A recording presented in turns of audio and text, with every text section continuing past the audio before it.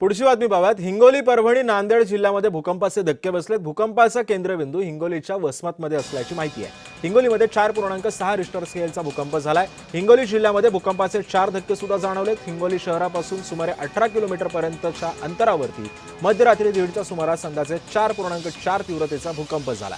या भूकंपाचं नांदेड, परभणीसह आसपासच्या भागातील अनेक ठिकाणी सौम्य धक्के सुद्धा जाणवले। दरम्यान अशा या परिस्थितीमध्ये नागरिकांनी घाबरून न जाता कोणत्याही अफवांवरती विश्वास न ठेवण्याचं आवाहन सुद्धा प्रशासनाकडून करण्यात आलं।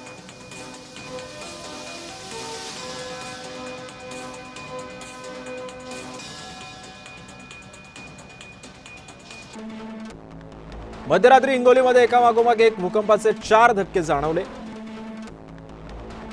हिंगोलीच्या वसमत तालुक्यातील शिरळी गाव भूकंपाचं केंद्रबिंदू ठरलं। मध्यरात्री 1:37 2:15 वाजता आणि 2:17 सुद्धा भूकंपाचे धक्के बसले। भूकंपाची तीव्रता होती 4.6, 3.6, 3.9 आणि 4.1 रिश्टर स्केल। एकाच दिवशी भूकंपाचे 4 धक्के बसण्याची ही पहिलीच वेळ। नांदेड, परभणीतही भूकंपाचे हादरे जाणवले।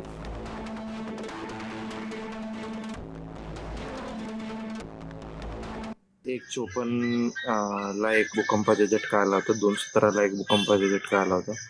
त्याच्यानंतर पण 3:26 पर्यंत जे आहे ते 4 भूकंपाचे झटके आम्हाला जाणवलेले आहे।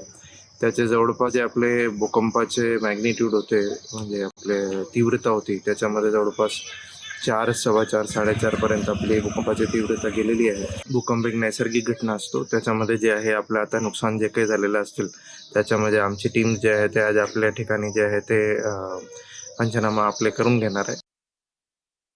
हिंगोली, परभणी, नांदेड जिल्ह्यामध्ये मध्यरात्री भूकंपाचा मोठा धक्का जाणवला आणि यामध्ये प्रामुख्याने हिंगोली जिल्ह्यातल्या वसमत तालुक्यातील अनेक गावं आहेत आणि या गावामध्ये रात्री 1:37 4.6 रिश्टरचा धक्का जाणवला आणि संपूर्ण नागरिक भयभीत देखील झालेले आहेत।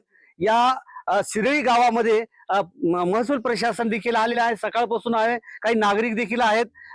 आपण या ठिकाणी मला सांगा, आपण महसूल प्रशासनामध्ये तलाठी आहात, नेमकी काय काय भूमिका या ठिकाणी केली, कुठं कुठं पाहणी केली, काय वाटलं तुम्हाला?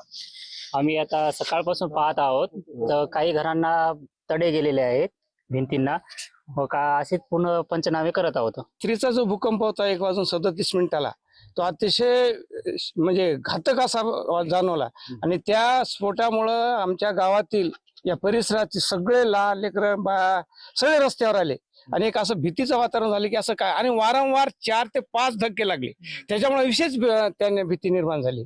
म्हणून प्रशासनाला विनंती आहे की अजून याच्यात काही जर पुढचा धोका टाळायचा असेल तर अजून याच्यात काही पर्याय निवडता येईल का, म्हणून आम्हाला विनंती आहे। वरिष्ठ पातळीवरचे शास्त्रज्ञ आणून या ठिकाणचा पूर्व अभ्यास करून उपाययोजना कराव्यात अशी ग्रामस्थांची मागणी आहे। श्रीधर वाळवंटे, जय महाराष्ट्र न्यूज, हिंगोली।